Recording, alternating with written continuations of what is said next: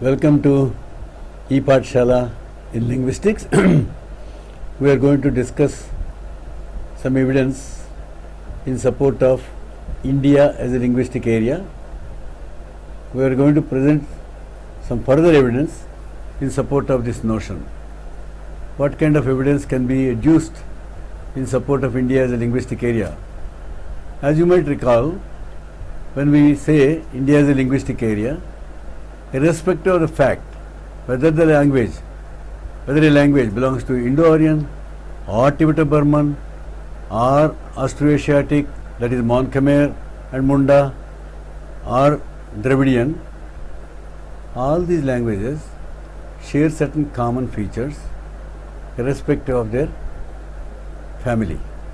So what we are going to see, we have seen echo words, reduplication, etc. when we were discussing about the notion of India as a linguistic area in the earlier unit. Now we are going to present further evidence in terms of the quotative construction and also what is the parametric variation that is found in South Asian languages. Is this variation very unique or is it part of the universal grammar? So first we will discuss, in this unit we will discuss the nature of the quotative construction. The quotative is a construction. The quotative is derived from the verb say, it's a complementizer, and we are going to discuss the nature of this complementizer, and we are going to discuss the parametric variation found in South Asian languages. Some of the parameters that we are going to discuss are the pro-drop parameter, free word order in South Asian languages, the absence of expletive expressions, and the absence of superiority effects. The quotative is a form, either a conjunctive participle form or an infinitival form derived from the verb to say, and it is used as a final complementizer or a post-sentential complementizer in finite clauses. Where does the quotative occur? In English, the complementizer, as you know, it occurs to the left of the embedded clause. John told me that he is too busy preparing for his exam.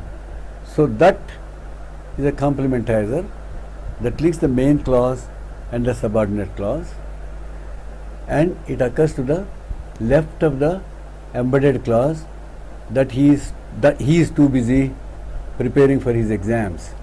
So that is the linker. You can say complementizer is basically a linker that links the subordinate clause and the main clause when the main clause can take a complement.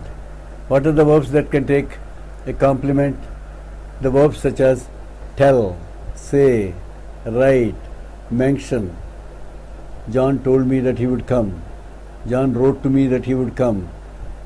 John mentioned it to me that he would come, etc., etc. So, provided you have a matrix verb that is capable of taking an embedded clause, the embedded clause is a finite clause, and the matrix verb in the matrix clause is a finite verb. These two are linked by means of a complementizer. This complementizer can occur either to the left of the embedded clause or to the right of the embedded clause. In English, it occurs to the left of the embedded clause. In a language such as Hindi or Urdu or Kashmiri or Bangla or Konkani or Marathi, it occurs to the left of the embedded clause. In Hindi, it is ki. Ram ne kaha, Ram said कि मैं दिल्ली जा रहा हूँ. I am going to Delhi. So Ram ne kaha is your matrix clause. Kahna takes a complement. The complement is I am going to Delhi. Ram said that I am going to Delhi, that is he is going to Delhi, or it could be I am going to Delhi, the speaker. We will discuss this later. However, the complementizer in some languages may occur to the right of the embedded clause, as it does in all Tibeto-Burman languages and in all Dravidian languages, in contrast to Indo-Aryan languages, where you have the complementizer occurring either to the right or to the left. When it occurs to the right of the embedded clause, in the languages in which it does, it is called a quotative because it is derived from the verb to say. The quotative is not unique to the South Asian subcontinent. It is found elsewhere in African languages too. And the occurrence of the quotative as a complementizer to the right of the embedded verb is totally consistent and harmonic with SOV word order. That is, the unmarked position of a complementizer in a verb final language is to its right. The unmarked position of the complementizer in a non-verb final language is to the left. So in Hindi, Punjabi or Bangla, when you have a complementizer such as ki or j in Bangla occurring to the left, it is non-harmonic and it is not consistent. Not all South Asian languages have the quotative as a complementizer. As I mentioned just now, it is the Tibeto-Burman languages, it is the Dravidian languages, it is the Munda languages that have the complementizer. Some of the Indo-Aryan languages, such as Nepali, does not have an initial complementizer. It only has a final complementizer, a complementizer that is derived from the verbs say. And you have, that is Bhanera in Nepali. And you have in Assamese, Buli, Bangla, Boli, and in Konkani, Manun, in Marathi, Manun, in Dakhini Hindi, Bolke, Ram, मैं आऊँगा करके और राम मैं आऊँगा बोल के राम ने लिखा, राम लिखो. So you have the complementizer that is found not only in Indo-Aryan languages, not only in Dravidian and Tibeto-Burman languages, but also in some Indo-Aryan languages. Notice that in Khasi, you have a complementizer, ba, that occurs to the left, and Khasi does not have any complementizer that occurs to the right, which is predictable. Why? Because Khasi is a verb medial language. The quotative is also found in Sanskrit. It has the form of iti. Iti literally means thus, but in course of time it is grammaticalized and it became a complementizer and it became a final or right peripheral or a complementizer that occurs to the right of the embedded clause, like that does the quotative occurs. So you can roughly say Sanskrit has the quotative, though the form is not derived from the verb say. There are several functions that the quotative performs. We are going to discuss this. It functions as a reason marker, it functions as a purpose marker, it functions as in naming and labeling, and all these functions are due to a process called grammaticalization. We shall now discuss the various functions of the quotative in South Asian languages. In Malayalam and in Mizo, the embedded clause with a finite complementizer may occur to the left of the matrix subject or to the right. Okay, let me explain what I mean by that. In Hindi, you have Ram ne kaha, Ram said कि that मैं दिल्ली जा रहा हूँ. कि is an initial complementizer. It occurs to the left of the embedded clause, so it's called a left peripheral complementizer. Ram ne kaha, kaha is the matrix verb, and ki मैं दिल्ली जा रहा हूँ is occurs to the right of the matrix verb. It is also possible that the embedded clause might occur in its in situ position. What do we mean by that? Ram ne kaha. Ram said something. Where does something come? In Hindi, the verb, in Hindi the verb comes to the direct object comes to the left of the verb. So Ram ne kuch kaha. Ram said something. So where the position,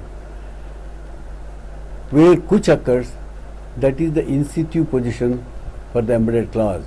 That means the sentence is Ram ने कि मैं दिल्ली जा रहा हूँ कहाँ. But there is a constraint in these languages where कि that I am going to Delhi, मैं दिल्ली जा रहा हूँ cannot occur in its original position, in situ position. It is obligatorily moved to the right of the verb of the matrix clause. So this I have labeled as complementizer push in 1984 in Hindi. Now let us proceed and see. In Malayalam, interestingly, in Hindi notice that कि मैं दिल्ली जा रहा हूँ राम ने कहा cannot be said. Why? कि मैं दिल्ली जा रहा हूँ is an embedded clause. Ram ने कहा is the main clause. It cannot occur to the left of the subject of the matrix clause. It cannot occur in its in situ position. It can occur only to the right of the matrix verb. In Dravidian languages and in Tibeto-Burman languages, interestingly, you can have the embedded clause occurring in its in situ position or to the right of the verb of the matrix clause or to the left of the subject of the matrix clause. That means for every complement clause with the complementizer where it is a quotative, there you can have three choices. Let's take this example from Malayalam. Kutti urangi enna amma parinyu. Kutti, child, urangi, slept, enna, n is the verb to say. The conjunctive participle form of verb to say is enna. So enna occurs to the right of the embedded clause as we expect. It is called a final complementizer. Now amma parinyu. Amma is the subject of the matrix clause. Parinyu is the matrix verb. So where does the embedded clause occur? The embedded clause occurs to the left of the matrix subject. It is also conceivable to have the embedded clause kutti urangi anna occurring in its in situ position, namely in the position of the direct object of the matrix clause. That is, amma kutti urangi enna parinyu. Amma, that the child is sleeping, said. What is the third possible position? The third possible position is to the left or to the right of the matrix verb, like in Hindi or like in English. He told me that the child is sleeping. उसने कहा कि बच्चा सो रहा है. Here you can have in Malayalam, amma parinyu kutti urangi anna. Amma parinyu kutti urangi anna. That means you have three positions. The same thing is possible, permitted, the same kind of movement or occurrence is permitted in all Dravidian languages and in Tibeto-Burman languages. Now let me proceed to the various functions that the conjunctive participle and the verb say, the complementizer, performs in Dravidian languages. In Dravidian languages and in Mundari, it can work as a reason marker, it can work as a like as it can give the interpretation of because. Let us see the example from Sinhala. By the way, I forgot to mention, Sinhala is an Indo-Aryan language. It's a verb final language spoken in Sri Lanka, and it has a complementizer Kiyala that occurs to the right of the embedded clause, and it is a quotative form, which means it is derived from the verb to say. So Kiyala means having said. So let's look at this sentence. We made the cake on father's birthday. That is, since it was his birthday, or realizing that it was his birthday, we made a cake. Tatage upandina kela api cake hadwa. Let me repeat it again. Tatage, father's, upandina, birthday, kela. If I translate it into Hindi, something like बोल के, पिताजी का birthday है बोल के, अपी we cake hadwa. We made a cake. We made a cake because it was father's birthday. That means Kiyala not only functions like a complementizer in a sentence as a linker, but it can also work as a reason marker. This kind of reason marker is found in Sanskrit too. Let's look at this sentence in 26. Vaideshikaha asmi iti prichhami. What is the subject of the matrix clause? I am asking. But in Sanskrit is a heavy prodrop language, because prichhami tells you that the subject is first person singular. Okay, the subject is dropped. What is the subject of the embedded clause? That too is prodropped. Why?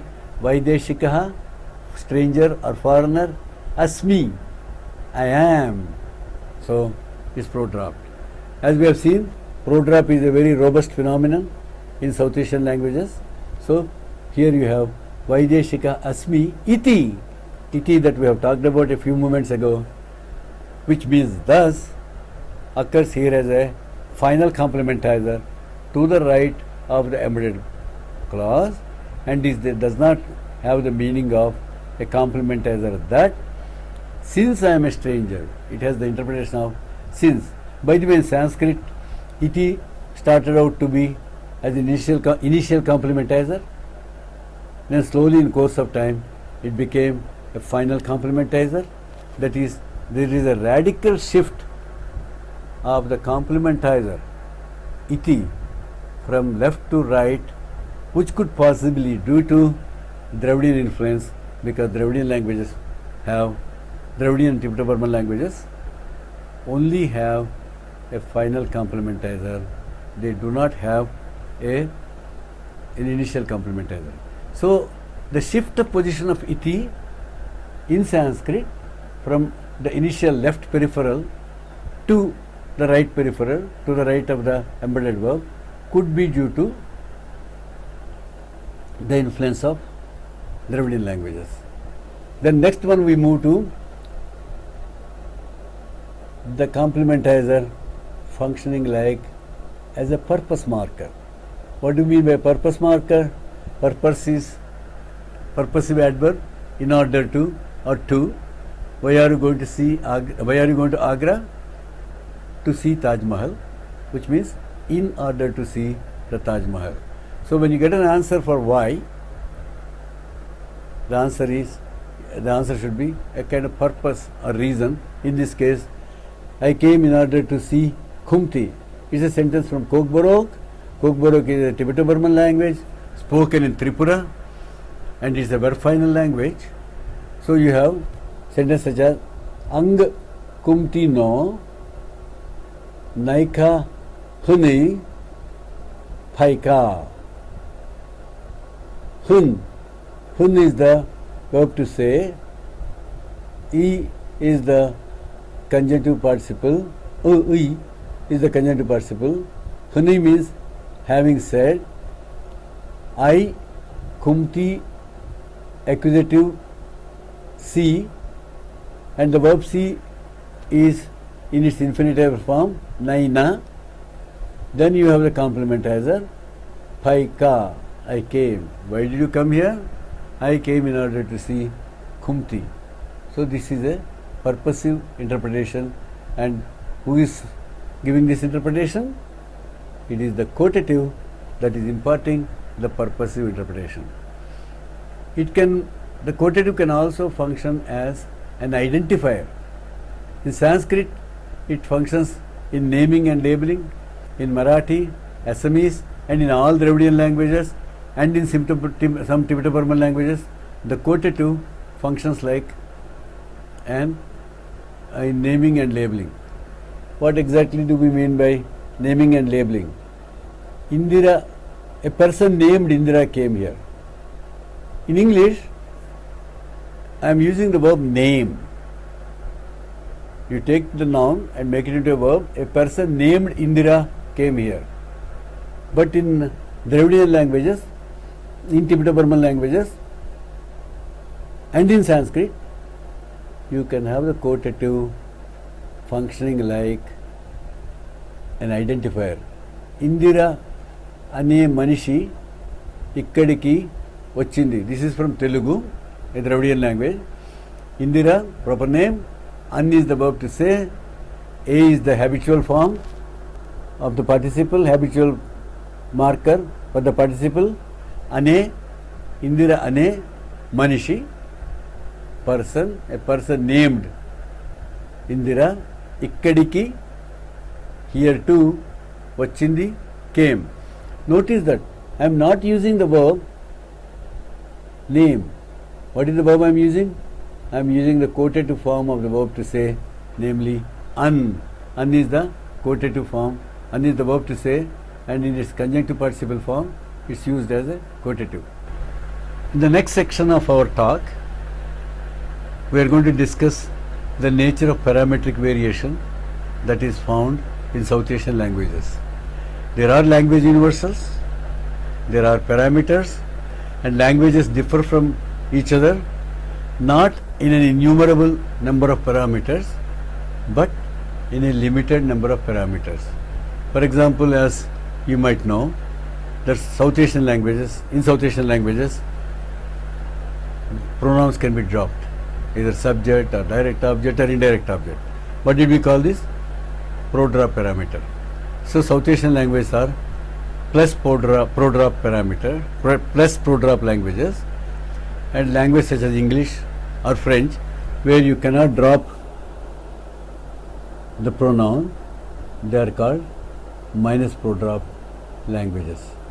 So we are going to now discuss the parameters according to which South Asian languages differ from other languages, and what we are going to show, the parameters that we are going to discuss are all shared by all South Asian languages. That means if you have a parameter like pro-drop in Dravidian languages, the chances are you would find it in Indo-Aryan, you will find it in Dravidian, you will find it in Tibeto-Burman, you will find it in Munda, you will find it in Mon Khmer, etc. So here, whether the language is verb final or whether the language is verb medial like Khasi, absolutely there is no difference in terms of the parameters that are shared. What could be, how do we view a parameter? We talked about verb final languages, verb medial languages, verb initial languages. That itself is a parameter in word order. That is, you have verb in the final position, verb in the medial position, verb in the initial position. That is, the position of the verb could be a parameter that can be characterized in terms of word order. Some languages drop pronouns optionally, while some languages do not permit the pro-drop. Based on that, the distinction is called pro-drop parameter. So, what are the parameters that we are going to discuss now? Null pronominals and their relation to the absence of an overt subject, object with transitive verbs, and optional deletion in some other constituents. Relatively free word order, marked absence of superiority effects, the absence of tense and person harmony in complement clauses, etc. All Dravidian languages and all languages have morphologically uniform inflectional paradigm. Whether the language has agreement or no agreement, pro drop is permitted. For example, you have Manipuri or you have Rabha, you have Tangkul, where there is no verb agreement, still pro drop is permitted.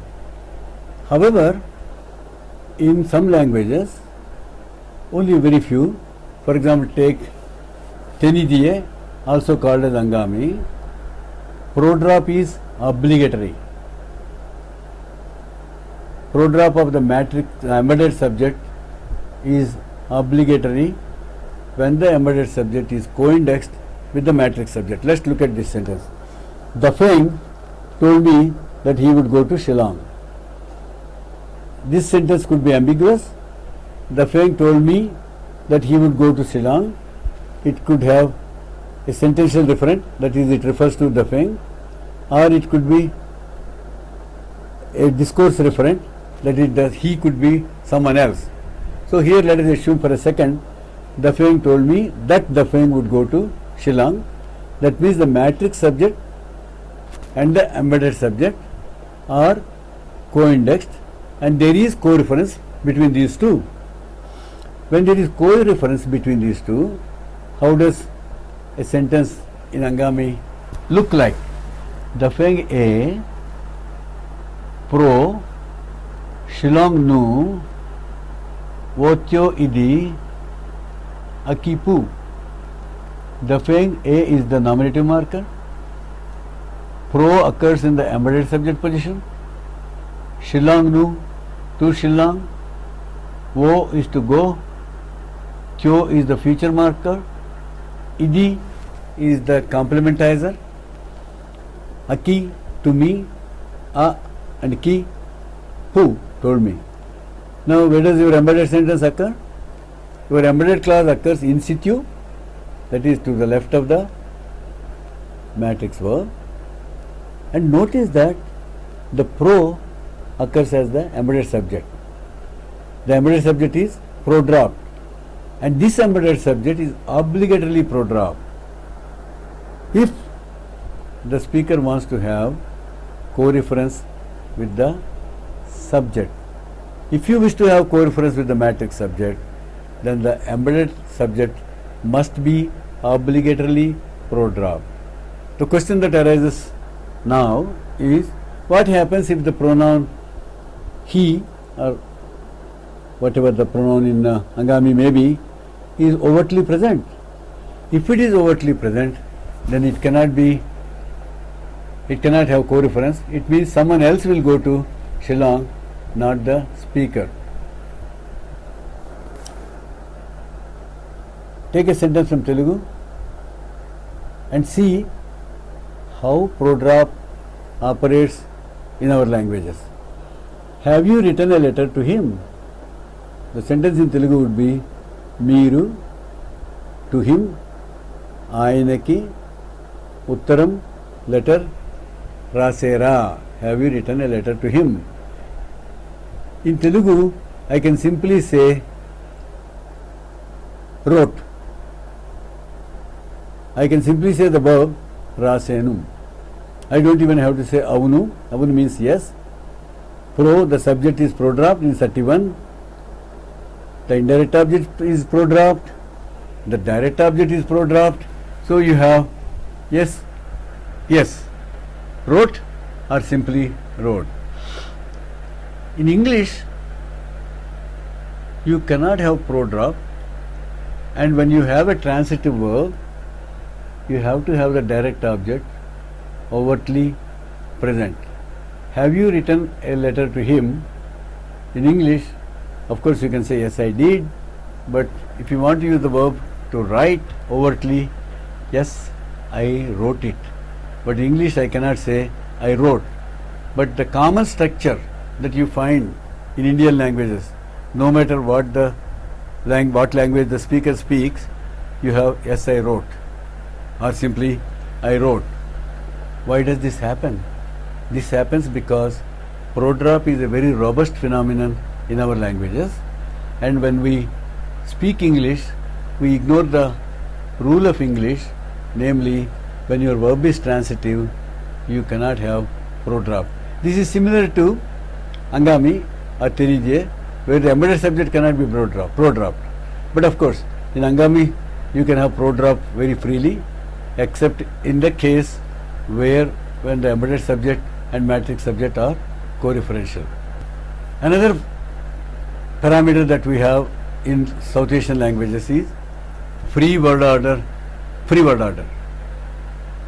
In Indo-Aryan, in Dravidian, in Munda languages, constituents in a sentence can be freely moved or scrambled.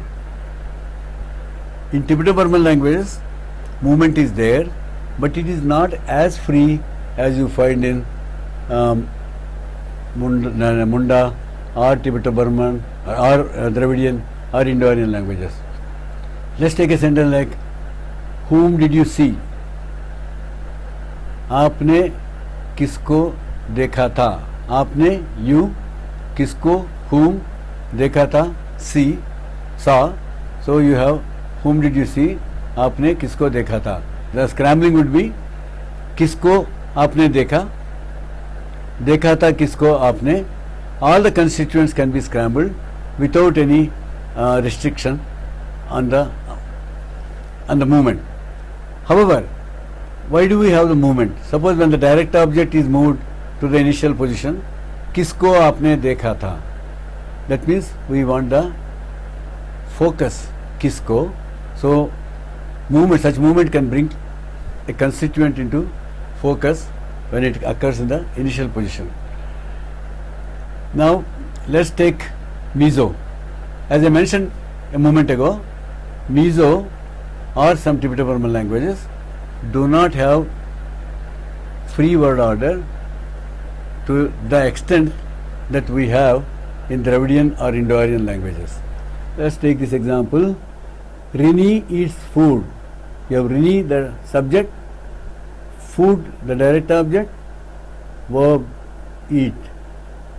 So Rinin, so I, that is Rini eats food. The direct object is so, food. It can be fronted. So Rinin I, that is food Rini eats. The verb can be fronted too, but it's not a very acceptable sentence in Mizo.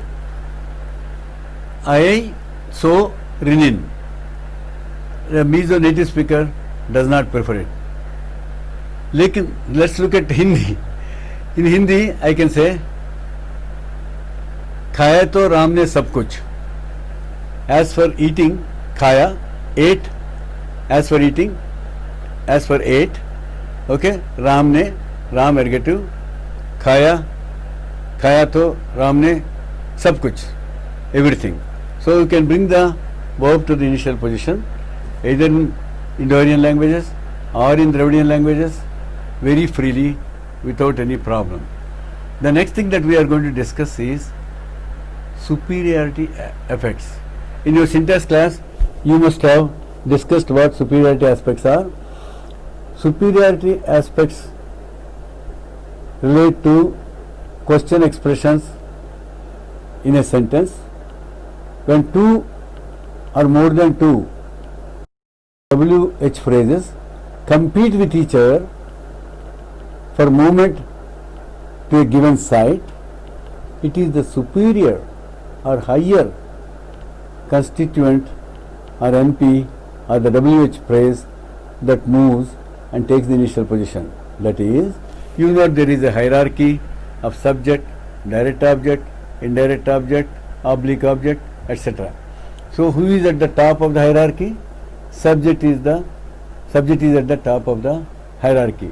If you have a question questioning who gave what to whom, who is the subject of the clause, give is the verb, what is the direct object, to whom is the indirect object. Suppose you have some oblique object also. Who gave what to whom when? In Hindi, in English, there is a neat hierarchy. How many phrases can be moved? Who can be moved to the front? What can be moved to the front, to the spec position? To whom can be moved to the spec position? When can be moved to the spec position? But what can move in English? Only who can move. Why? Who, the subject, the question expression that questions the subject is hierarchically higher than the question words that question the direct object or the indirect object or the oblique object. So, it is expected due to superiority effects that when two WH phrases compete with each other for movement to a given site, that is to the site of the spec, it is the superior or the higher WH phrase that moves and that takes that position. Here in our case, in English, it is the subject. But do we have superiority effects in Hindi or in any South Asian language? The answer is no. That is, in the spec position of the clause, you can have the direct object, that the question word that questions the direct object, or the question word that questions the indirect object, or the subject, or the oblique object, and there is no hierarchy. When you say who gave what to whom and when, who, subject, next the one that can occur is direct object, what, the next one that can occur is to whom, indirect object, when, that can occur in the final position, that is the oblique object or the adverb. In Hindi or in any South Asian languages, you can have, take an example such as 39, किसको, कब, क्यों, कैसे, क्या, कौन देगा, इससे मुझे मतलब नहीं और मेरे को मतलब नहीं in colloquial Hindi. Okay, so it is किसको, indirect object, कब, when, that is the question expression questioning a time adverb, क्यों, again an adverb questioning the purpose, कैसे, how, a manner adverb, question word questioning a manner, क्या, a question expression questioning the direct object, कौन, which normally occurs in the position, which should occur in the subject position, in the first position, initial position of the sentence, if Hindi follows the superiority effects constraint, that but kaun occurs almost at the end, not almost, it's at the end. So, this sentence beautifully demonstrates that Indian languages do not follow any hierarchy or superiority effects, and it can come in any order. Why do you think this is happening? Recall that in Indian languages we have free word order. So the same principle of free word order is operating here when you have question words, and your question words can be easily scrambled. Let us look at the English sentence. I don't care who will give what to whom, how and when. But in Hindi, literally, I do not care whom, when, why, how, what, who will give you. Okay? We shall now proceed to the next point. In English, there is a principle in textbooks that you find, grammar books, that there is a principle of tense harmony between the tense of the matrix verb and the tense of the embedded verb. So, when you were in school, your teachers would say, John told me he will come tomorrow. Notice that told is in past tense, that's your matrix verb. Will come is the embedded verb, and will is in present tense. It's a future marker, but it is morphologically a present form. But tell and told and will are not compatible. Why? In English there is a rule that John told me that he would come tomorrow. When you were learning English, or I was learning English, we always felt, how could would be a marker for future? And would is a past tense form of the verb will. Here, would comes or occurs because your matrix verb is told. So you have John told me that he would come tomorrow. Right? So that means English strictly follows the tense harmony. However, in colloquial English, sometimes this tense harmony constraint is violated. Again from Hindi Urdu, बच्चों ने लिखा था कि हम छुट्टियों में शिमला जाएंगे. Literally, बच्चों ने children लिखा था, wrote हम छुट्टियों में we in the holidays Shimla जाएंगे will go. The children wrote that we will go to Shimla in the holidays. This is the literal meaning.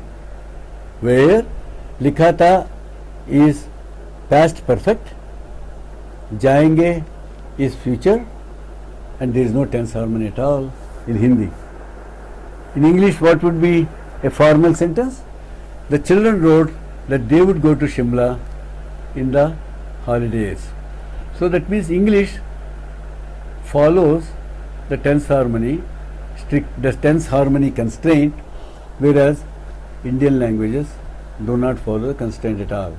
This can be checked if you want to check with in your mother tongue or any other Indian language.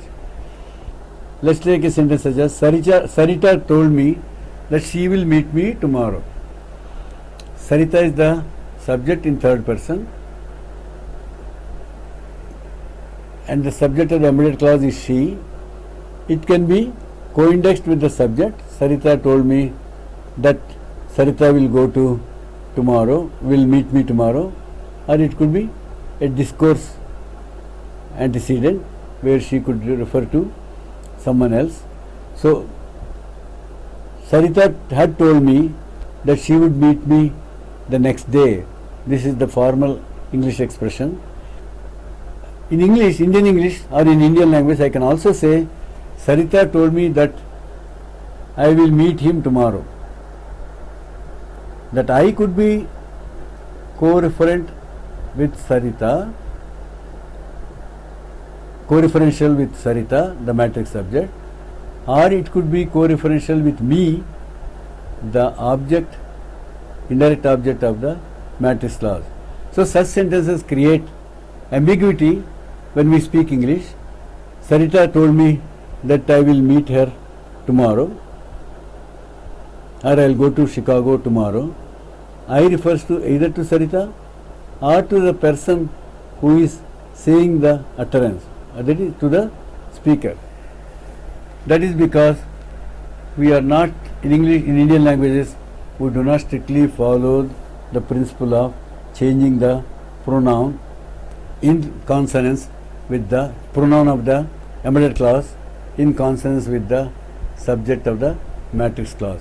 The next parameter we are going to discuss is the absence of expletive or pleonastic expressions such as it or there in English. In English, with weather expressions, you have an it that occurs in the subject position, and this it is an expletive it, or as it is called in the government and binding framework and modern linguistic theories as a pleonastic it. That means it has no content. It is raining in Shimla. There are two its in English. One it is, it has meaning, semantic content.